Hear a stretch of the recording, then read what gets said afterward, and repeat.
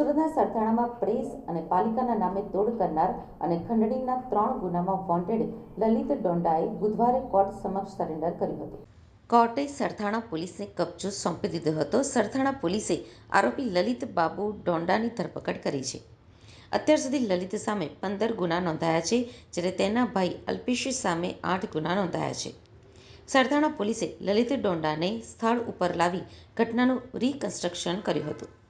સુરતના સરથાણા વરણી રાજ એપાર્ટમેન્ટમાં રહેતા મનોજ નાનજી વિરડિયાએ 4 વર્ષથી લક્ષ્મી પાર્કિંગ નામથી લક્ઝરી બસનું પાર્કિંગ ચલાવ્યું છે.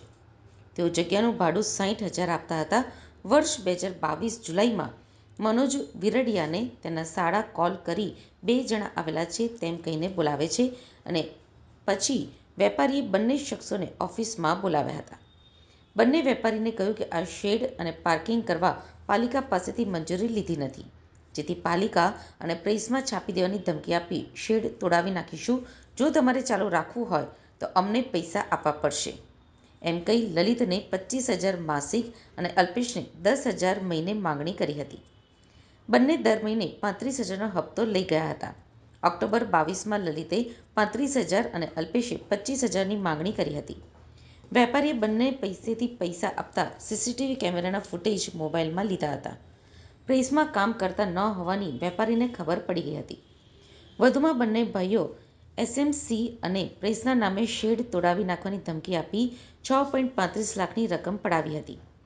લલિતે કામરેજની હોટલના માલિકને તમારી હોટલમાં કૂટણખાનું ચાલે છે, મારી પાસે તેના પુરાવા છે તેમ કહીને બ્લેકમેલ કરી 16,000 પડાવ્યા હતા. સરથાણા પોલીસ સ્ટેશનની અંદર આરોપી લલિત ડોંડા અને એમના ભાઈ અલ્પેશ ડોંડા આ બંને વિરુદ્ધ ખંડણીના માંગવા માટેના ગુનાઓ નોંધાયેલા છે, જેમાં હાલ 3 ગુનાઓ નોંધાયેલા છે. અગાઉ પણ એના વિરુદ્ધ અલ્પેશ વિરુદ્ધ 8 અને લલિત વિરુદ્ધ 12 ગુનાઓ નોંધાયેલા છે, જેમાં તેઓ અલગ અલગ લોકોને પોતે તંત્રના આંટીઘૂંટીમાં ફસાવી દઈ અને એની પર પોતાની કાર્યવાહી કરશે, એની જે જગ્યાઓ છે એને બદનામ કરી દેશે, સમાજમાં લોકોને બદનામ કરી દેશે. આ રીતે બ્લેકમેલ કરી અને ખંડણી ઉઘરાવતા હતા. જેમાં હાલના એક ફરિયાદી જે છે પોતે બહુ સારી હોટલ ધરાવે છે અને ત્યાં હોટલ પર કૂટણખાનું ચાલે છે. આવી રીતે ઘણી વખત કંટ્રોલમાં ફોન કરીને વારંવાર પોલીસને મોકલેલ અને ત્યાં હવે પછી પોલીસને નહીં મોકલવાના અને એના માટે થઈને ખંડણીની માંગણી કરેલ, જેમાં 5 લાખની ખંડણીની માંગણી કરેલ હતી. અને એ ઉપરાંત એક જગ્યાએ પોતે પાર્કિંગ જે ચલાવે છે, આ પાર્કિંગ તમારું ગેરકાયદેસર છે, એસએમસીને જાણ કરી દેશું અને આ નહીં કરવા માટે થઈ અને એમની પાસેથી ખંડણીની ઉઘરાણી કરેલ. આવી રીતે અલગ અલગ લોકોને પોતાની આબરૂ અને તેને આર્થિક નુકસાન પહોંચાડવાની ધમકીઓ આપી અને આ રીતે ખંડણીની ઉઘરાણી કરતા હતા. વિશેષ આપ શું કહેવા માંગો છો કે ભાઈ આ લોકો બીજા કોઈ આ ઉપરાંત અમને જાણવા મળેલ છે કે અલગ અલગ ઘણા લોકો પાસે આ રીતે ખંડણીની માંગણી કરેલ છે, પણ લોકો ડરના કારણે પોલીસ સ્ટેશન સુધી આવતા નથી.